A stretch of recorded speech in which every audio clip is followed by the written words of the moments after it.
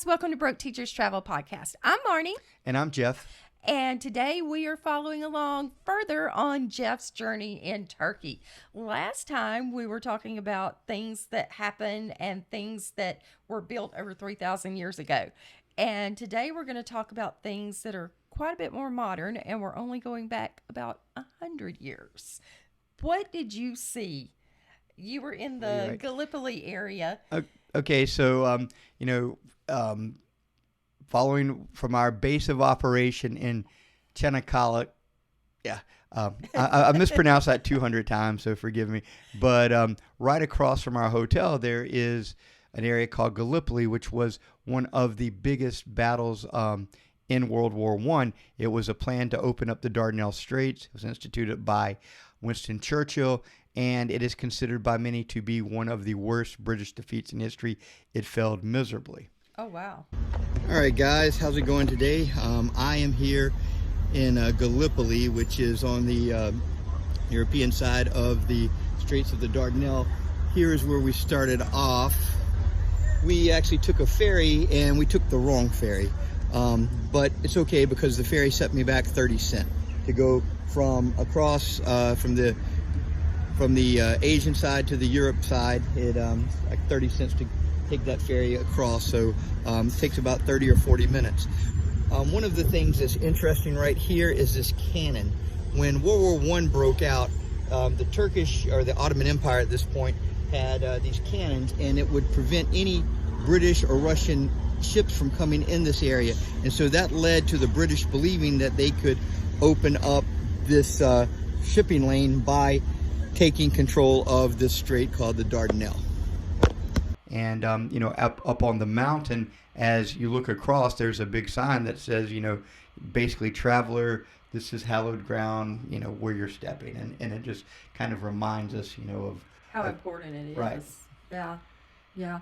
You said that there's a diorama. So basically, we were going from point A to point B, but point B, we got on the wrong ferry, and so it ended happens. up. It's part of traveling. And ended up on part C, which was really cool because I got off there, and it's in another part of Gallipoli. You still see the battlefield over to the left, and yet when I get out, there is this amazing statue there, and it's part of what they have the Respect History project, which was really cool. But there was a diorama, and when I say a diorama, not there's a small, not a shoebox size. Right. You'll see one of those where it kind of just puts things in perspective to what the British were asked to do. But then there is a life-size diorama that shows the concept of the trench warfare. And really they're literally maybe 6 or 7 feet apart, and it's full life-size, and it was just one of those truly amazing things that I just happened to wander into. When we look at trench warfare and how bloody it was during World War I, this is an actual reproduction of how close, in at least one area, that the Allies, the British over here, were to the Ottoman Turks. Again, no man land in this case is no more than 10 feet away. So 8 meters, okay? So it's very, very close. So 8 meters, it's about, 8 yards, Nick? Okay, I got my tour guide, Nick, here, who will help me with all of my metric conversions. But again, when you think that these people, there were several rows, and they have to climb out of these entrenchments and try to get over in here after crossing this and climbing up things like this. That's crazy. But again, it's old men start wars and young men die in them. That's kind of the reoccurring theme. One of the joys of traveling to me is when you just happily bump into something. I think it is so cool. Right. It's like, what? Oh, yeah. Whoa, man. And I didn't know that it was there. And so, and what's so crazy is to think of how many people, on both sides were killed during this epic, campaign. And then yet when you just stop and listen, you hear the nature, and you hear the water, and you hear everything, and to just think for that period of time, the absolute carnage and horrible things that happened that were during that period. happening there. Yeah, and now it's so peaceful and beautiful. Yeah. And one thing I will say about this campaign is I learned a lot about the troops, the Allied troops that were there were mostly from New Zealand and Australia, and they're called the Anzac Troop, Australian New Zealand Army Okay. Corps, and so many of them were killed. You know, they were asked to take a fortified position, and even though they had, you know, better technology, you know, the Ottoman Turks had better position, and just, you know, everyone was behind it because they were defending their land. But Kemal Ataturk, who we'll talk about, and if you ever go to Turkey, you'll see his picture on just about everything. You know, he gives this very wonderful address to the mothers of those young men who died years later, and it just really touched my heart because it. To paraphrase how the story goes is that he says, you know, to those mothers, you know, maybe 10 years after the war, you know, they're all, you know, Johnnies and they're all Mehmets. Know that your children rest in, a country that loves them, or a friendly country, or something to that effect. And it just was really touching to me, and probably one of the neatest things I've ever heard. Yeah, it's really beautiful. Now, one of the things that you also ran across was something that was a bit of the South in Turkey. Oh yeah, there was a big jacked up truck, and it was, you know, I looked up and I saw an axle. Now, if you've ever been to Europe, you know that there's a lot of small cars. Yes. Everyone has small cars, but Turkey doesn't have the same regulations and things. So I actually saw a couple of Jeeps there. I saw some trucks with big tires, big Ford F-150s and things like that. They're farmers, right? And I didn't think about that, but yeah, Yeah. there absolutely was, and I just kind of was like, man, because I can promise you in Paris, unless it's an American driving over there, you're not going to see those. So. No, not at all. All right, a little bit of Northwest Florida. We got this big jacked up Ford truck here, and in Gallipoli over in Turkey with the big wheels. That's pretty cool. But that was kind of a fun thing, Right, to right. happen upon, Right. as well as your favorite, Oh yeah, the cats. cats and dogs. Oh, Yeah. yeah, and one of the things that's just truly amazing about that place is just the stray cats, the stray dogs, but they're taken care of and they're loved, and they go sit at Starbucks, and they go in the mall and up and down we there. shared a picture in our last video Right. about the cat that rode the escalator to Starbucks. Yeah, the bougie cat, and Yes. but there's just so many cool things, and those dogs and cats, they're just really, really amazing, and they don't get angry, they don't bark. One of the big things you saw once you got lost in that area of Turkey was a castle that you didn't know existed there. and I mean, it's just so crazy, in the world. You're just walking around, it's like, what's that big, man? That's a castle. That's a castle. And so this was a castle that was built, and again, the Dardanelles Straits, it basically opens up into what's called the Sea of Marmara, and then the Bosphorus, where Istanbul is, but that opens into the Black Sea. So that area has been contested for years. Mm-hmm. The issue with Russia, and anybody that's ever had me,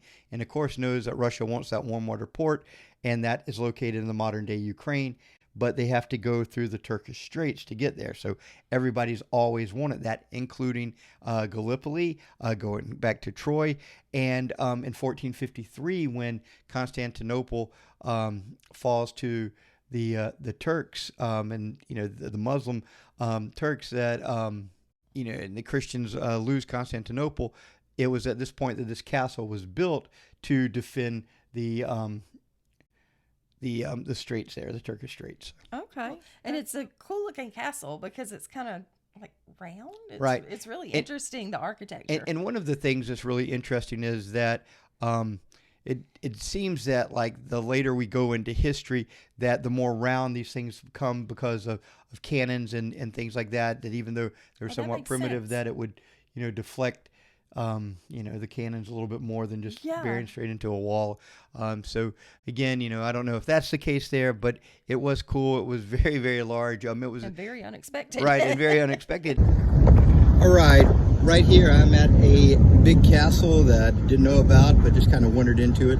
It is called Khalid Bahir Castle. It was built in 1463 by Sultan Mehmed, the one that conquered Constantinople in 1453. So 10 years after the conquest of Constantinople, he built this as a fortification to prevent enemies from entering the Dardanelles Straits, which opens into the Sea of Mara Mara, which opens to where the Bosphorus to the Black Sea. Very, very cool. And you know, it's just so crazy that, you know, within a 30-mile radius, you have, you know, the city of Troy, you have this castle from, you know, the 1450s, 1460s, and then you have the Gallipoli campaign from, you know, World War I. So all of that stuff so historical, and it's also a cool place for the family. This boardwalk, it's like 9:30 or 10 at night, and you got kids skateboarding, eating ice cream, little girls skating, you know, their families just hanging out, just watching the stars, and, you know, eating gelato. Real family social time. Right, and it's something that, you know, it does your heart good to see that kind of stuff. Yeah. Now I have a question. Yes. What would you recommend? Because we work on a budget always when we travel. Well, every day. Right. Actually. What would you recommend as the top things in that area to see? Well, the big three, the you know, Troy, the castle, and the Gallipoli battlefield. There's actually, you know, at night there's you know, there's legends about ghosts and stuff at this particular area, but there's just so much. So those are the big three from that area for me. But again, you know, if it's something that you're traveling with your family, take a couple of days there. I mean, we stayed in a 5-star hotel for, you know, $100 a night, and it was super nice, overlooking the Dardanelles. Other thing I was going to mention, just we were talking about literature earlier, that one of the things that people for centuries have done to young men to prove their manhood was they would swim the Dardanelles, which is about a mile. You know, and even Lord Byron did that. So, and some of his writings, he talked about doing that. So, wow, Now I have another question. Do you think that this area of Turkey is as budget friendly as Istanbul was? I think it's much more budget friendly. Anytime you get out of Istanbul, for example, the gelato that I bought in Istanbul, it was about $4. The one that I bought here was maybe 60 cents. Oh, wow. That's a huge difference. It is a huge difference. And again, you know, anytime the bigger the city, you know, if you're in Izmir or you're in, you know, Istanbul, it's going to be more expensive. What did kind of surprise me about this area, it's a beach town, you know. I talked about looking at houses there, which were about a third of the price of a beach house here with a waterfront view. It's about a tenth of the price of a waterfront one. Yeah, that's true. Around the area that we live in. Yeah. But you know, it was just such a cool place. So it's but yeah, and so even though it was a kind of a beach area, it did really surprise me how much cheaper it was than Istanbul. Was it super crowded with tourists? No, it really wasn't. This is you know, and again, we went in the summer, so it should have been if it was going to be crowded. That would have been prime time, right? And you know, and there were tourists that, you know, I met a guy from Portugal, met some people from Russia that were there, you know, but as far as it was nothing like trying to get to the Coliseum and see something like that. And no huge lines or anything like that. And I think one of the things that was kind of interesting for us is, you know, they have these tour buses and tour groups that leave in the morning. Well, I have the greatest tour guide in the world, my buddy Nick, who is from there, speaks the language. And so we ended up, because we got there later and had missed all the tour buses, we ended up having to take a taxi all the way out to Troy, which was 25-30 miles. And Nick was really upset because he said that we kind of got ripped off on that, because we ended up paying about, I don't know, 50, $60 for that. Which is nothing Right. for So, a taxi. by the way, let me tell you, this guy drove us out there, waited for 2 hours, and then drove us back. Okay, for 60 Wow. bucks. $60. So yeah, yeah, That's a bargain. right. And Because then, if you did that in Europe or right, here, right. it would be And way more. the other thing about if you do this by yourself or build in some, if there's free time, if you do a tour, the difference is if you take one of these boats and you went across and saw what we did, it's going to cost you maybe 40 or $50. Our transportation aboard that ferry was $1.30. It's public Right, transportation. it's public transportation. And that's a huge money saver right there. And it's just, food there is so cheap, but so good. And so you just go in for like $2 or $3. You sit down and have a nice meal. Everything's so fresh, you said. It really Yeah. is, yeah, because there's no supply chains. And It's a again, lot of farm to table. right, it absolutely is. And so that brings down the cost because you're not, spending $6 a gallon on diesel to Right. go, 200 miles. So, but again, it's a very, very beautiful place. And I really hope more people go to Turkey. The Turks, of course, they like that in the economy, but you don't want it to get so overran that it becomes That it's not fun Right, anymore, right. and not this secret place you can go and just relax, and But it's I could- overrun with tourists. But I can tell you, traveling with somebody from that country, it was so interesting because I didn't have a language barrier then. And, my friend Nick took care of all of that. But there was so much history that he didn't know about, even though he was from there. That and he taught me so much history that I'd never heard of. I didn't know this. I didn't know that. And so it's just.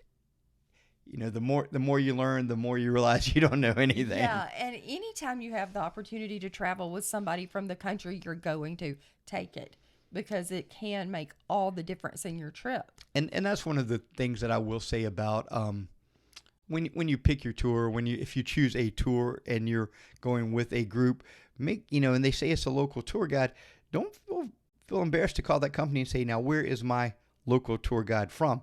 Because I've only had really one bad tour guide, and unfortunately that was the one that Marnie and the kids went with me, and it was just that she was British, but then she didn't speak French, she didn't speak Italian, and those became some problems where every other time I've traveled with this other company, I think the better of the companies, I've always had a local tour guide. And even when we would, like when I was in Israel and we went to the Palestinian area, there's a new tour guide that knew about this, and the Israeli tour guide handled this part. And then, but Nick was the best tour guide I had. Absolutely. Well, that's going to do it for today's episode. Thanks so much for following along, and drop us a comment. Ask us questions. We want to get this travel conversation started. Follow us on social media. We're on Instagram, Twitter, Facebook. Check us out. And we also have a website, broketeacherstravel.com. So be sure to check that out too. And remember, break the monotony. Not the bank. Bye, guys. Have a good weekend.